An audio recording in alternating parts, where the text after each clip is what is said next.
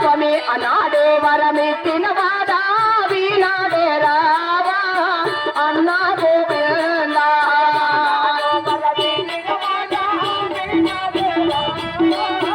అన్నా మల్లేటి అన్నవాడ మొదటి నన్ను ఆలోరమ్మ అన్నా మొదలేటి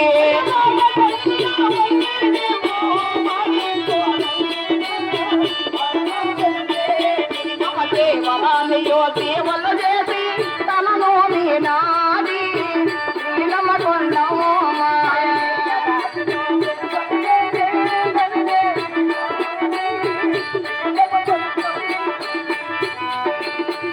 గోవింద నారాయణ వైకుంఠవాస గోవింద.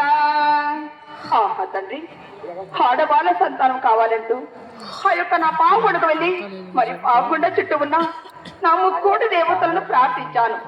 కానీ ఆ యొక్క శ్రీమన్నారాయణమూర్తికి నా మీద దయ కలగలేదే తండ్రి. ఏ జన్మలో ఏ పాపం చేసుకున్నారా తండ్రి? అష్టవస్త్రములు, భోగభాగ్యములు, సకల సంపదలు అన్నీ కూడా ఇచ్చాడు భగవంతుడు. వెనక ముందు 6 మంది కుమారులు కూడా కలిగారు. అయినా నేను కోరుకున్న కోరిక ఏమిటి స్వామి? కాళ్ళు కడిగి కన్యాదానము చేయటం కానీ నన్ను అమ్మా అని పిలిపించుకోవాలని ఒకే ఒక ఆడబాల సంతానం కోరుకున్నానే తండ్రి.